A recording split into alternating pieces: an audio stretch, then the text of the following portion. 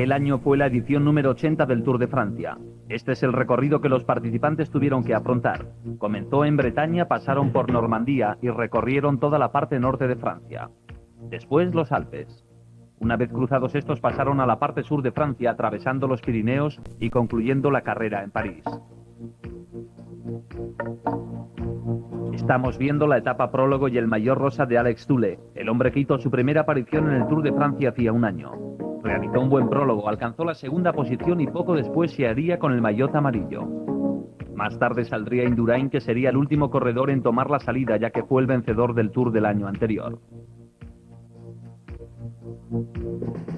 Sorensen, que hasta entonces registraba el mejor tiempo, había sido batido por Toule con 8 minutos 20 segundos y 33 centésimas.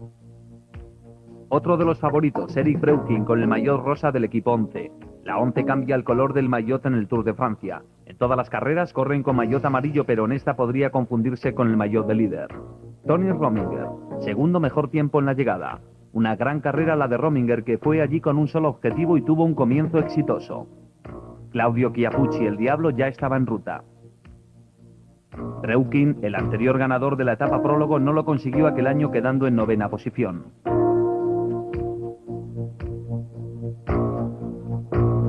Pero vemos al hombre que marcó el ritmo volando en la subida, Miguel Indurain.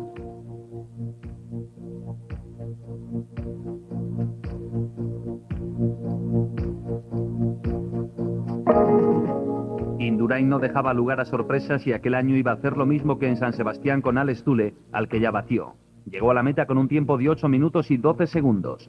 Indurain comenzó otra vez el Tour de Francia con el maillot amarillo de líder.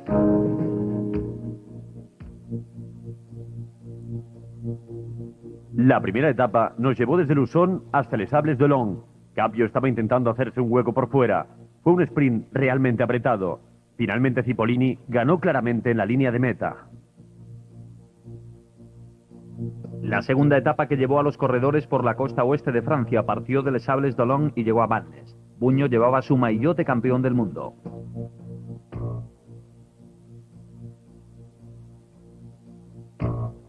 Ocho corredores estaban en cabeza y Buño era quien marcaba el ritmo. Abdujaparov junto a Nelissen intentaban conseguir la victoria de etapa. Nelissen fue quien inteligentemente supo atacar al final y ganar la etapa. 5 horas y 40 minutos habían estado los corredores montados sobre la bicicleta. Nelissen era el nuevo líder del Tour. Indurain estaba a 17 segundos. En la tercera etapa del Tour, de 189 kilómetros y medio, los corredores llegaron a la localidad de Dinard, en la costa bretona. En los últimos instantes de la etapa se produjo una batalla entre los corredores más rápidos del mundo. Abdujaparov cogió la cabeza de carrera por la parte externa. Entró en la línea de meta en primer lugar. La cuarta etapa era una contrarreloj por equipos.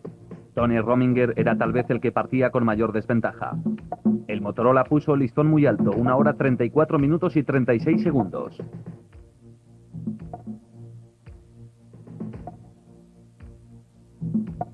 El equipo Class llegó solo con 5 corredores y 1 hora 37 minutos 16 segundos. El MG consiguió el mejor tiempo con un crono de 1 hora 34:10. Banesto solo podía conseguir momentáneamente la quinta plaza, con Gerardi a la cabeza. Gatorade llegó a meta, pero su tiempo no iba a ser bueno. La 11 hizo una gran contrarreloj, pero se quedó a 5 segundos del MG. Segundo puesto. Tercero fue Motorola.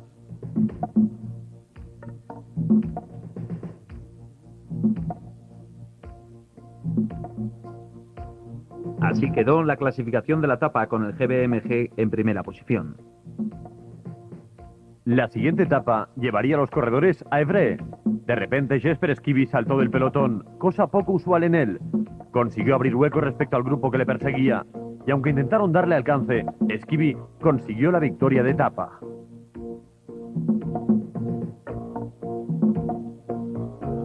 La sexta etapa del Tour, que salió de Évreux, llegaría hasta Amiens. 3 corredores protagonizaron la escapada más importante del día, y finalmente fue el belga Johan Brunel el que se plantó solo en línea de meta. Brunel entró como vencedor de etapa, era la primera victoria belga desde hacía mucho tiempo.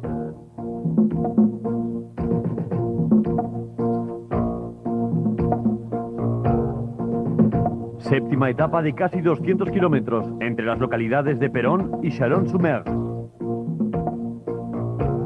En el sprint se produjo un aparatoso accidente.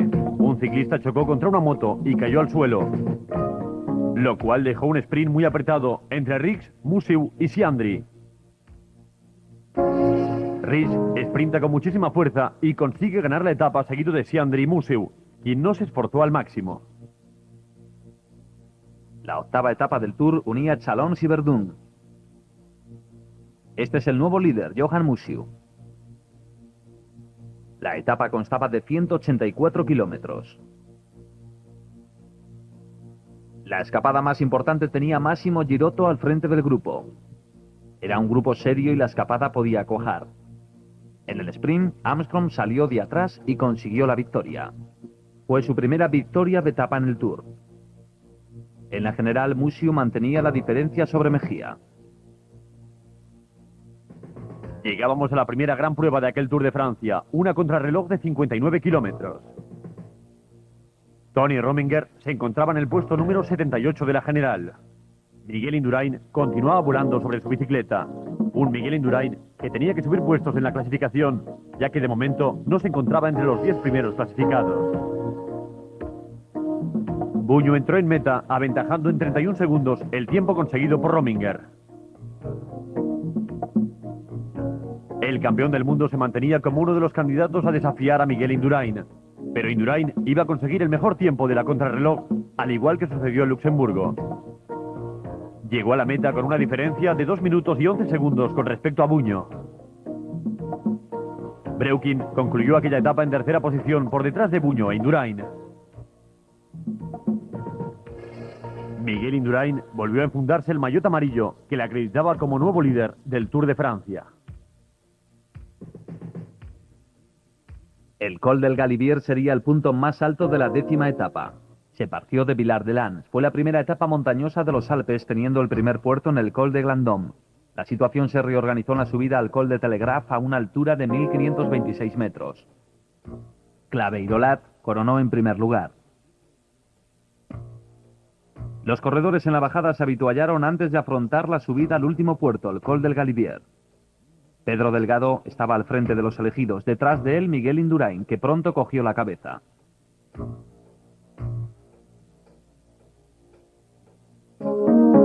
Los corredores comenzaban a afrontar las primeras rampas del Col del Galibier. Se formó un grupo con 4 corredores: Yáscula, Indurain con el maillot amarillo, Tony Rominger y Andrew Hamstin. Por detrás, el grupo de Buño, que llevaba una desventaja de 4 minutos. Álvaro Mejía consiguió llegar a ese grupo de 4 escapados. Había pues 2 corredores del Motorola y 1 del Clash. Tony Rominger, que perdió muchísimo tiempo en la contrarreloj por equipos, ya que se quedó sin 2 de sus compañeros, iba a tener que luchar lo indecible para rebajar la diferencia con respecto a Miguel Indurain. Por detrás, el grupo perseguidor se encontraba en las rampas más duras del Galibier. Rominger, que llegaba a la zona cubierta de nieve, era seguido por Indurain, que asumía el mando del grupo y tampoco cedía ningún relevo. Indurain estaba manteniendo y sujetando perfectamente al corredor suizo. Rominger había ganado las 2 últimas ediciones de la Vuelta a España y aquella era su segunda participación en el Tour de Francia. La carretera se tornaba muy estrecha, la pendiente era más pronunciada y todavía tenían 800 metros de subida hasta llegar al Galibier. Indurain había tomado las riendas queriendo imponer su autoridad y demostrar a Rominger que por algo era el maillot amarillo. Esta era una de las cimas más altas del Tour. Rominger volvió a tomar la cabeza del grupo. Andrew Hamstin se separó de ellos, pero Álvaro Mejía se mantenía. Breukin, junto a Rincón, llegaba a la cima con 2 minutos de retraso respecto al grupo de los 3. Mucho más rezagado aparecía Alex Toulé, que en aquella etapa podía estar diciendo adiós al Tour de Francia. Otro hombre que estaba perdiendo tiempo era Chiappucci. El grupo de cabeza estaba pasando por la pancarta de 1 kilómetro para la meta, y Miguel Indurain, bastante satisfecho, probablemente no imaginaba lo bien que Rominger iba a funcionar en aquel primer día de los Alpes. Rominger quería probar a Indurain en aquella etapa, y ahora lo iba a hacer. Indurain había estado controlando perfectamente las 3 ascensiones de la etapa, y Rominger no tuvo ninguna oportunidad de poder atacar. Indurain iba en cabeza del grupo cuando se acercaban a la meta. Se repetía la historia de 1974, con Bernard Tevenet, quien una vez ganada esa etapa, comenzó a tener serias opciones a la victoria final. Lo mismo ocurría con Indurain. Rominger adelantó a Indurain. Tomó la última curva en primera posición. Iba a ser una llegada muy apretada. Los tres corredores iban juntos. De los tres, parecía que Rominger era el más indicado para este tipo de final de etapa. Mejía se colocó tras la rueda de Rominger. Indurain estaba en tercera posición. Finalmente Rominger obtuvo su primera victoria en el Tour de Francia. Rominger era el hombre del día. Tras esa etapa, en la general Mejía se colocaba a 3:08 y Rominger era ya quinto. Llegamos al segundo día de montaña en los Alpes. En el primer puerto, el Col d'Issoar, Indurain controlaba el grupo aunque entraba en quinta posición. Cassani, el rey de la montaña, hizo una tentativa de fuga. Nos íbamos acercando al segundo puerto, el Col de Bars. Indurain, en carrera, estaba arropado por sus hombres en el grupo perseguidor. Forzaron la máquina para rebajar un poco la diferencia con respecto a Cassani, aunque no iban a evitar que coronase en primera posición. Chiappucci fue segundo después de que pasara algo más de un minuto de la llegada de Cassani. Pero Chiappucci en el siguiente puerto tendría problemas. El resto de los corredores intentaban dosificar las fuerzas ya que era una larguísima subida. Más de una hora se tarda en coronar el Col de la Bonnet. El Claas había conseguido tomar la cabeza de carrera, ya que Indurain era el hombre que más despreocupaba. Indurain llevaba un pedaleo muy suelto. Iba marcando perfectamente a Rominger. Rominger el día anterior demostró su poderío en la montaña. No había motivo para acelerar el ritmo en aquella larguísima subida. Por delante, Pedro Delgado había perdido contacto con Robert Millar. Los dos corredores habían saltado o iban en cabeza. Millar estaba imponiendo un ritmo muy fuerte, lo cual era muy peligroso al quedar tanta distancia hasta la cima.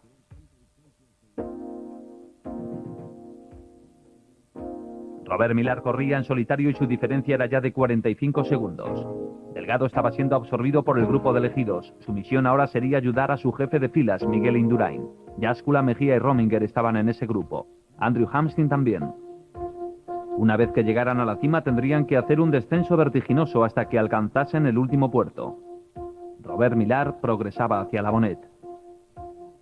Llevaba un buen ritmo a pesar de las durísimas rampas.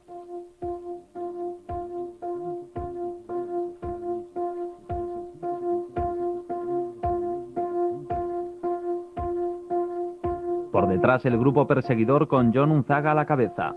Junto a él Indurain, Mejía, Conti, Hamstin, Rominger y cerrando Pedro Delgado. Justo detrás de ellos e intentando entrar en el grupo estaba Zenon Yáscula, quien si seguía corriendo de aquel modo podía asegurarse una de las posiciones de privilegio del Tour. Por fin la llegada a la Bonnet. Solo quedaba el Col d'Issolat de 2000 metros, que era la primera vez que se subía y que tenía muchas curvas en el trazado. Tras el paso de Robert Millar, el segundo fue Tony Rominger con una desventaja de 1 minuto y 16 segundos, con Indurain, Mejía y Delgado en ese orden.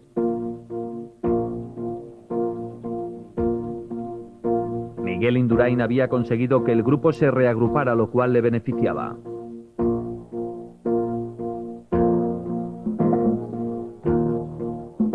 Millar estaba siendo alcanzado por el grupo perseguidor.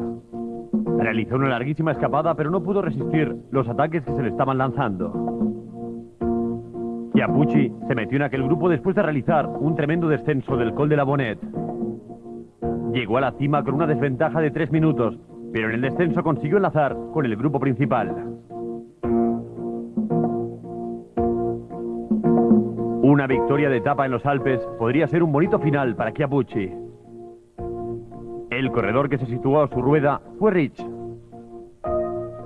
Yáscula aceleró el ritmo y Hamstin se quedó, ya que no tuvo la fuerza suficiente para dar alcance al grupo. Indurain no mostraba ningún síntoma de cansancio, no parecía estar sintiendo la presión. Rominger, abriendo el camino, no pudo separarse del líder. Rominger, Rich, Indurain, Chiappucci y Mejía eran los nombres que se perfilaban para aquel Tour de Francia. Millar se quedaba. Aún así, había hecho una tremenda carrera después de la subida al Col de la Bonnet.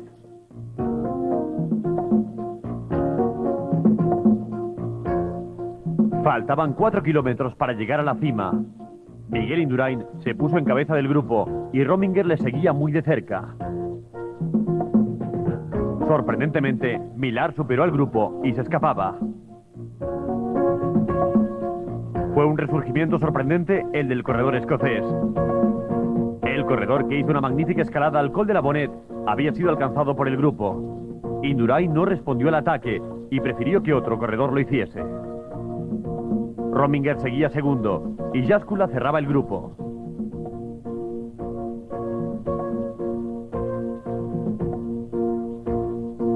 El tremendo ritmo que impuso Miguel Indurain le podía permitir dar alcance a Robert Millar.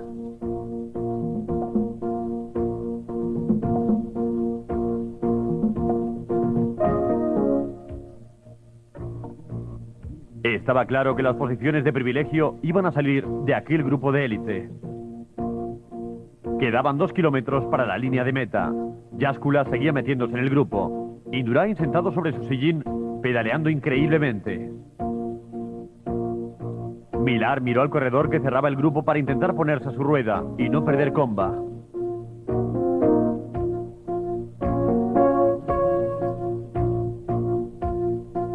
Riggs había sido la verdadera sorpresa e iba a conseguir una de las posiciones de privilegio en la clasificación general.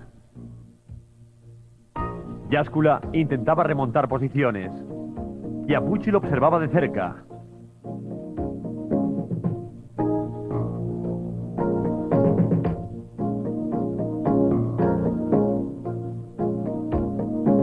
Faltaba 1 kilómetro para la línea de meta. Ya estaban llegando a la cima. Jaskula era el corredor que había saltado. Rominger salió inmediatamente detrás de él. Y junto a Rominger, Indurain, que era el hombre que lo marcaba constantemente. Dejaron a Jaskula y Rominger fue el hombre que lanzó un contraataque al que respondió inmediatamente Indurain.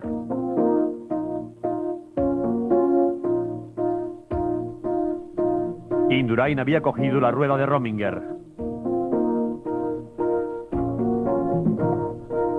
Rominger iba a intentar conseguir la victoria en 2 etapas consecutivas. El que había participado en el Tour en 2 ocasiones se había convertido en un gran corredor y en una amenaza para Indurain.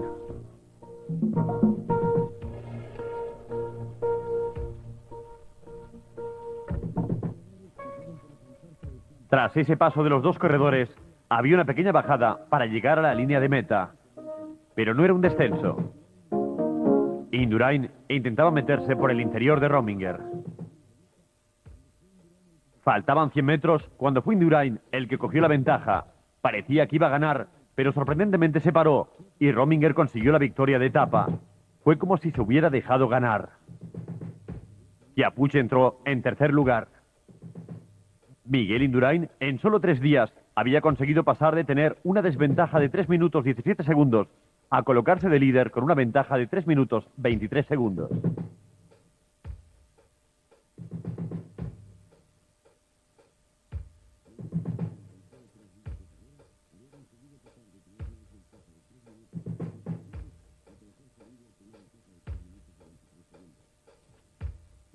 Estamos en la 12ª etapa. Los corredores estaban agrupados en aquellos primeros kilómetros. Este fue el rostro feliz de la etapa. Flavio Riaccioli, tras 7 horas sentado sobre su sillín, cumpliría la promesa que le había hecho a su gente. Prometió ganar una etapa en el Tour y lo iba a conseguir. Llegó victorioso a la línea de meta. De los 280 kilómetros de que se componía la etapa, corrió 147 en solitario. Le sacó 20 minutos al resto del pelotón, pero en la general llevaba una desventaja de 1 hora y 19 minutos. Y aunque eso no supuso ningún cambio, se anotó su primera victoria en un Tour de Francia. La 13ª etapa era de 182 kilómetros y medio, entre Marsella y Montpellier. Los corredores del Telecom lanzaban el sprint. Rapp estaba al frente del pelotón, preparando quizá el sprint a su compañero Lubdik. Abduyaparov era tercero. Lubdik cogió la cabeza. Abduyaparov iba detrás de él. Finalmente Lubdik ganó la etapa. Musiu entró en tercer lugar. El tiempo caluroso continuó en la 14ª etapa entre las localidades de Montpellier y Perpiñán de 224 kilómetros. El clima era cada vez más caluroso. Roche tentó a los corredores a que se unieran a él en la escapada, pero nadie se animó a acompañarle. 5 corredores salieron tras Roche: Mario Piesa, Brunel, Johnny Pedersen, Pascal Lino y Giancarlo Perini. Tras superar a Roche, Pascal Lino y Giancarlo Perini se fugaron. Ambos estaban muy preocupados por el grupo perseguidor. Lino no quería ponerse en cabeza y Perini temía perder la etapa si se colocaba al frente, pero estaba preparando la estrategia. Sus compañeros de fuga estaban tan solo a 10 segundos. Lino fue finalmente quien lanzó el ataque. El francés había sido muy criticado en aquel Tour por no atacar, pero Perini saldría de atrás con mucha fuerza. Fue un final muy apretado. Finalmente fue Pascal Lino quien cruzó la línea de meta en primer lugar.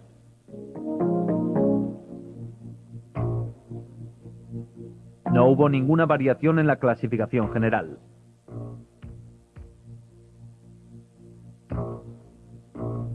La 15ª etapa llevaba a los corredores primero al Col de Joux. Después tendrían que afrontar el puerto de Envalira, de 2.407 metros. Había un grupo escapado de 3 corredores, pero sus posiciones en la clasificación general no eran un peligro. Indurain no estaba demasiado preocupado. En la subida al puerto de Envalira, Virenque era quien tiraba del grupo.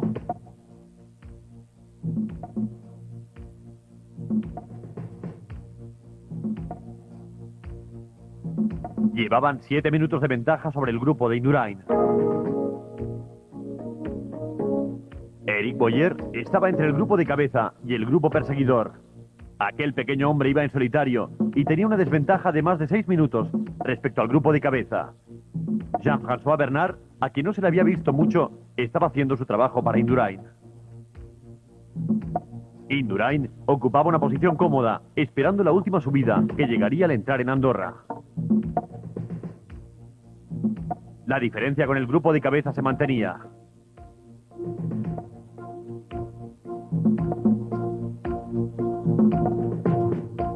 Franco Bona se escapaba del grupo perseguidor e intentaba alcanzar al grupo de 3. Bona fue una de las grandes estrellas de las etapas de los Alpes del año anterior. Consiguió la segunda posición en las 2 etapas de los Alpes.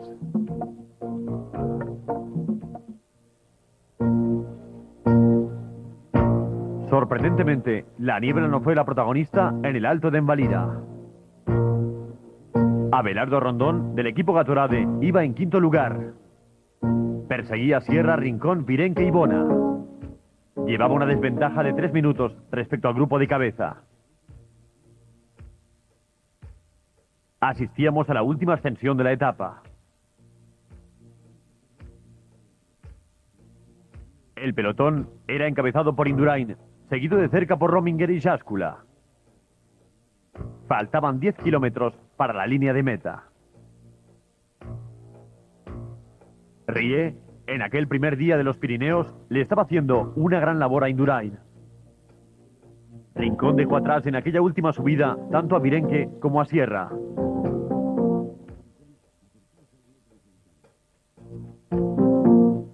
El pequeño grupo, con Bona incluido, iba a intentar dar alcance a Rincón.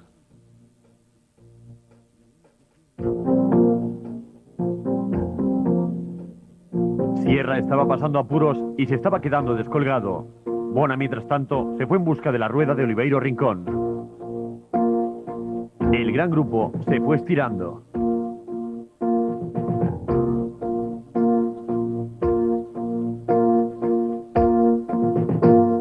Leonardo Sierra estaba totalmente roto. El venezolano había estado casi todo el día en cabeza. Unzaga, una vez más, llevaba a su líder, Tony Rominger. Mejía estaba detrás de Indurain.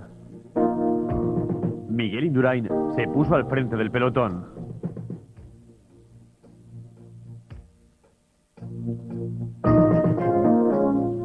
A falta de 4 kilómetros para la llegada, Indurain una vez más hizo un gran esfuerzo. Miguel Indurain, que salió aquella mañana con una diferencia de 3 minutos y 23 segundos sobre Mejía y 4 minutos 45 sobre Yáscula, seguía manteniendo esa diferencia. La alegría del día se la llevaron los sudamericanos y en concreto Colombia. Rincón, al igual que Sierra y Birenque, había tenido un día extraordinario. Rincón fue alcanzado por el grupo que lideraba Rominger. Indurain se colocó tras Tony Rominger y Mejía tras Indurain. Los tres fueron en busca de Rincón.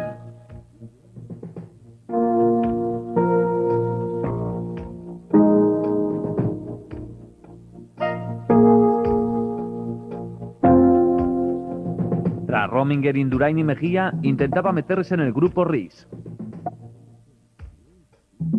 También se les acercaba a Zenon Yáscula.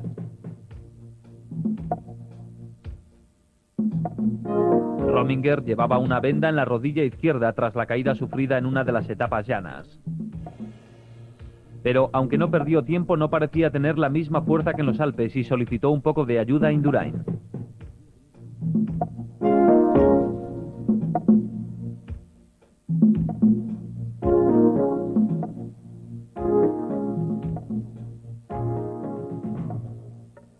Birenque fue alcanzado.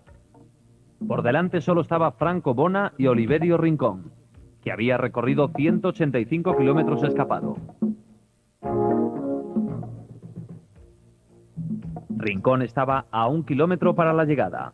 A pesar de la diferencia de 6 minutos que hubo entre el pelotón y el grupo de cabeza, el fuerte ritmo impuesto por estos corredores hizo que pudieran alcanzarle.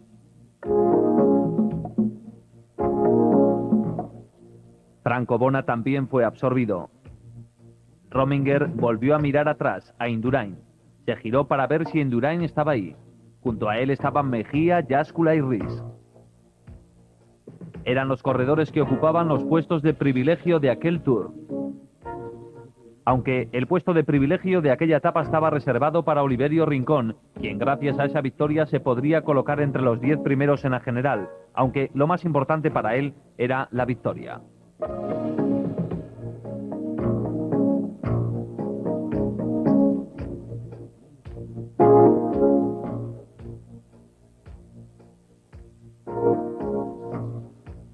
Al resto de los corredores todavía les faltaban 2 minutos para llegar a la meta.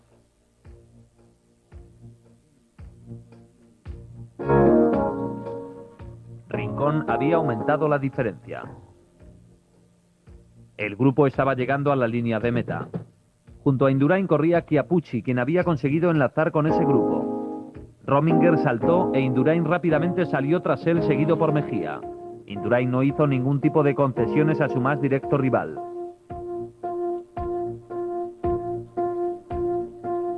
Rominger miró atrás preguntándose qué daño había podido hacer y la respuesta fue ninguno. Rhys enlazó con el grupo, también Yáscula.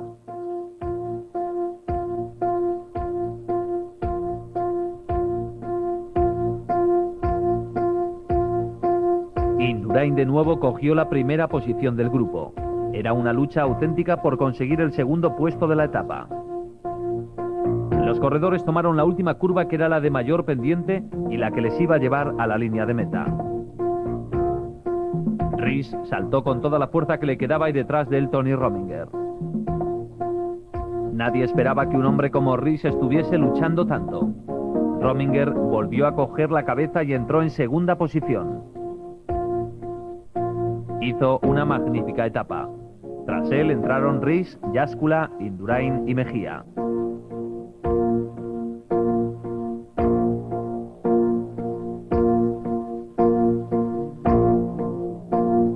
El hombre del día fue Oliverio Rincón. La general no sufrió cambios en las primeras posiciones. Indurain seguía en cabeza, seguido de Mejía a 3:23.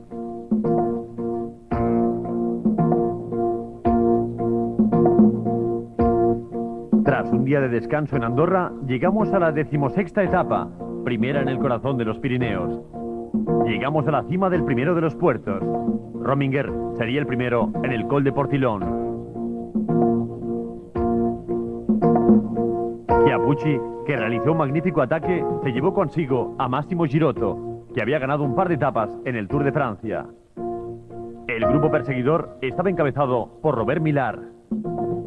Claudio Chiappucci y Massimo Girotto seguían al frente.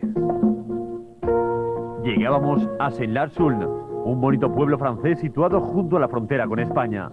La subida al puerto se producía por la parte trasera del pueblo y literalmente es una subida que no lleva a ningún sitio. Chiappucci y Girotto se rindieron al grupo principal que iba justo detrás de ellos. La última ascensión era a La Plan. De repente, Rominger lanzó el ataque y a su rueda salió Miguel Indurain, que apretó los dientes, ya que Rominger era el único corredor que le preocupaba. Indurain sabía que si se ponía a rueda de Rominger y conseguía hacer toda la subida junto a él, iba a tener en su mano prácticamente el Tour de Francia. Mejía, poco a poco, consiguió enlazar. Rominger estaba tirando de Indurain.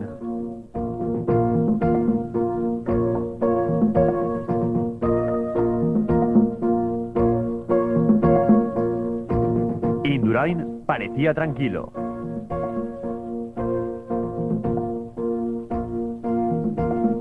Rominger fue mejorando en su pedalada porque sabía que esta era su última oportunidad para deshacerse de Miguel Indurain. Y aunque al día siguiente les esperaba el Tourmalet, este estaba al principio de la etapa. Al grupo de cabeza le quedaban 4 kilómetros para llegar a la línea de meta. Poco tiempo le quedaba a Rominger para deshacerse de Jääskelä e intentar atacar a Indurain. Indurain comenzaba a dar muestras de cansancio. 1 kilómetro para el final. Rominger, Indurain y Jääskelä habían estado todo el tiempo juntos en las montañas. Indurain no dio ningún relevo y lo único que había hecho era situarse a rueda de Rominger. Jääskelä había estado esperando. Saltó y pilló a Rominger por sorpresa. Rominger no pudo cazarle y así consiguió la victoria de etapa. Indurain perdió 3 segundos. En la clasificación general, Indurain se mantenía fuerte en el primer puesto. Jääskelä y Rominger se acercaban a Mejía.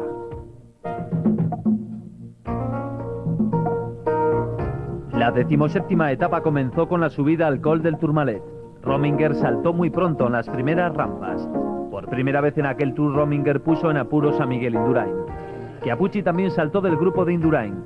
Julián Gorospe era el corredor que marcaba el ritmo al grupo del maillot amarillo.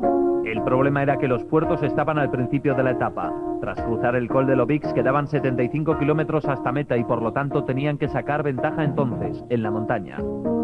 Indurain, junto a Gorospe, logró alcanzar a Chiappucci. Realmente podían saltar chispas en el Col del Tourmalet.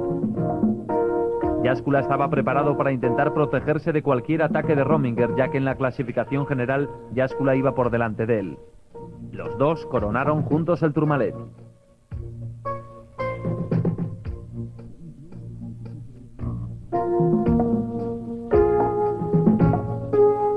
Al pasar el grupo perseguidor, la diferencia era de 49 segundos que Indurain había concedido a Rominger.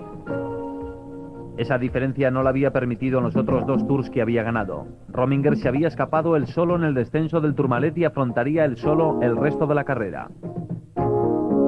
Fue el hombre que tras mucho intentarlo consiguió sacar diferencia a Indurain, 50 segundos en el Tourmalet. Pero debía afrontar un largo descenso. Era un buen bajador y después tendría que vencer la subida al Col de l'Aubix. Indurain se lanzó en el descenso. Tras él, Ries. Rominger estaba bajando a tumba abierta. Fue uno de los grandes descensos del Tour. Mientras el gran pelotón llegaba a la cima, nadie sabía qué estaba pasando. No se imaginaban que la carrera se iba a romper tan pronto, pero de hecho Rominger había lanzado un ataque fortísimo. Sorprendentemente, Indurain apareció junto a Rominger. Había recuperado los 50 segundos que perdió en el Tourmalet. Rominger, al ver la estela de Indurain, empezó a pensar que vencer en el Tour era prácticamente imposible.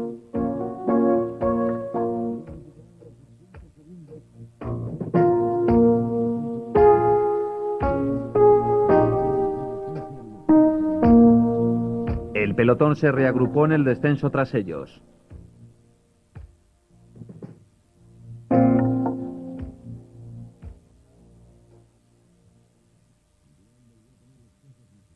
Indurain había vuelto a poner las cosas en su sitio. Mientras, Claudio Chiappucci, corredor que todavía tenía mucho que decir en el Tour, se había escapado en la ascensión al Col de Lobix, junto a John Unzaga del equipo Class y a un tercer corredor, Massimo Girotto.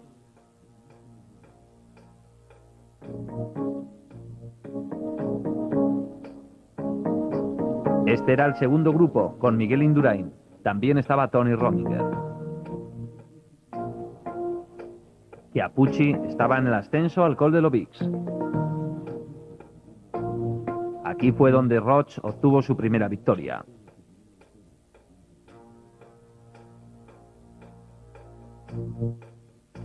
Los corredores del Banesto tiraban del pelotón, que alcanzó al segundo grupo. Gerard Rie, en el margen derecho de la imagen, intentaba mantener un ritmo acelerado, y aún así tranquilo, ya que los tres corredores adelantados no afectaban para nada a Miguel Indurain. Cuando los tres corredores coronaron el último puerto de importancia de aquel Tour, Chiappucci iba en cabeza. El grupo principal estaba totalmente reorganizado. Los corredores que optaban al podio en París estaban juntos: Mejía, Yáscula, Rominger y Miguel Indurain. La cima de Lobix estaba totalmente cubierta por la niebla.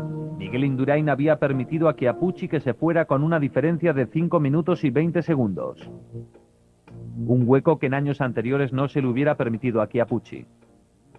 No faltaba mucho para llegar a la meta en la ciudad de Pau, que alejaría a los corredores de los Pirineos.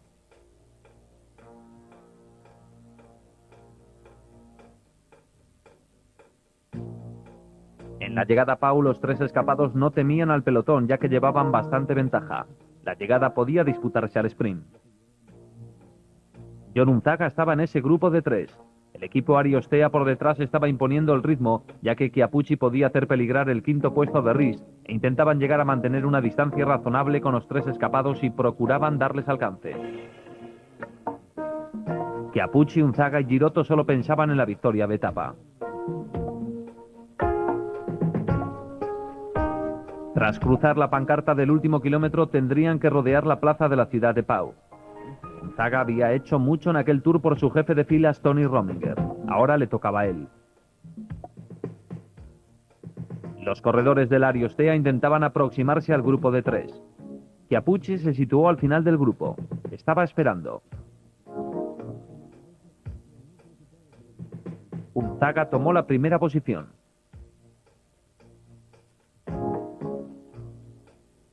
Unzaga era el único de los tres corredores que todavía no había ganado ninguna etapa en el Tour de Francia, mientras que los otros dos habían ganado 2 cada uno. Girotto estaba más preocupado por Chiappucci que por Unzaga. El sprint llegó antes de lo que se podía predecir, cuando John Unzaga estaba todavía al frente del grupo. Massimo Girotto pasó a Unzaga, pero Claudio Chiappucci, que corría por el margen derecho de la imagen, lo superó, y sería finalmente Chiappucci quien cruzaría el primero la línea de meta. Ries entraría en cuarta posición intentando recortar algo de tiempo y no perder su puesto en la clasificación general. El resto del pelotón llegó reagrupado. Así quedó la clasificación de la etapa: Chiappucci, Girotto, Unzaga y Ries. En la general, Indurain se mantenía firme. Había pasado ya el Tourmalet. La 18ª etapa transcurría entre Orthez y Burdeos. Tras más de 5 horas, la etapa se resolvió al sprint. Abduyaparov se sentía ganador y levantó los brazos demasiado pronto, aunque finalmente consiguió la victoria. Era su segunda victoria de etapa en el Tour de Francia.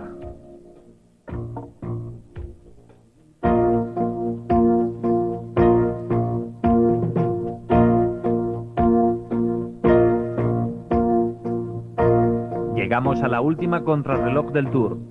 48 kilómetros que se iban a correr entre las localidades de Bretigny, Suror y Moler.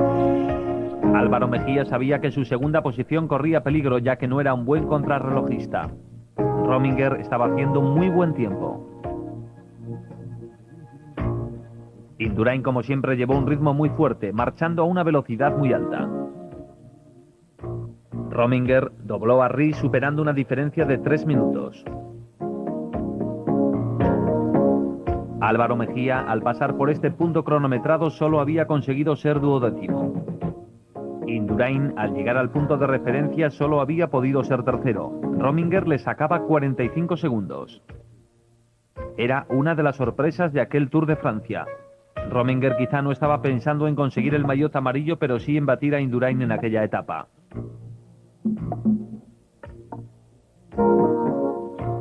Yáscula se había metido en el grupo de los grandes y era una de las sorpresas del Tour.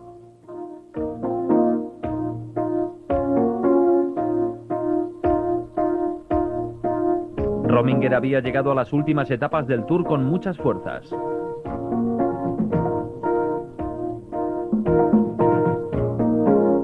Faltaban 10 kilómetros para que Yáscula llegara a la línea de meta. Podía conseguir un puesto en el podio. Pero Rominger sufrió un pinchazo. No perdió mucho tiempo y rápidamente volvió al ritmo que estaba llevando. Aún así había sido un pinchazo que llegó en mal momento. Los puntos cronometrados indicaban que Rominger le estaba sacando tiempo a Indurain. Cuando Indurain pasó a 10 kilómetros de meta, parecía que estaba siendo batido por Rominger. Rominger machacó el tiempo que había marcado Brunel. El tiempo de Rominger fue de 57 minutos y 2 segundos. Yáscula llegó con un tiempo de 58 minutos y 50 segundos a línea de meta. La segunda posición. Al final de aquella etapa, Indurain dobló a Mejía, lo cual quería decir que ya le había sacado 3 minutos de ventaja. Mejía seguramente había perdido esa segunda posición en la clasificación general. El corredor del Motorola iba detrás de Indurain, quien en aquella ocasión no sería el ganador.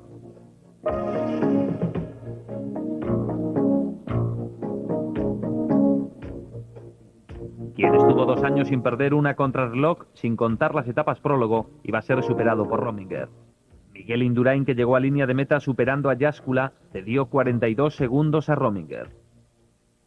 Tony Rominger fue el ganador. Su primera posición le permitió conseguir la segunda plaza en la general. La última etapa llevó a los corredores desde Bir-Châtillon hasta París. La carrera llegaba a su fin con la batalla de los sprints en los Campos Elíseos. Abdu Yaparov iba a intentar conseguir la victoria. 2 años antes, aquí había sufrido una caída. Este año parecía que iba a tener más suerte. Finalmente consiguió la victoria en la etapa. Pero fue Miguel Indurain quien llegó a la línea de meta como ganador por tercera vez consecutiva del Tour de Francia. Aquel Tour lo había ganado de una manera extraordinaria, aunque tuvo momentos de inseguridad.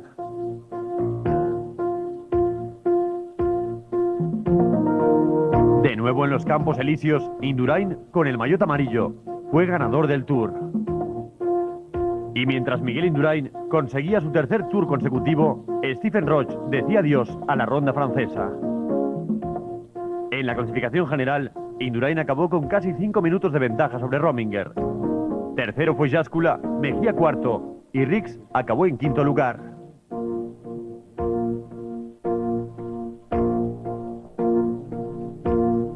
Los Campos Elíseos saludaban de nuevo al ganador del Tour de Francia, Miguel Indurain.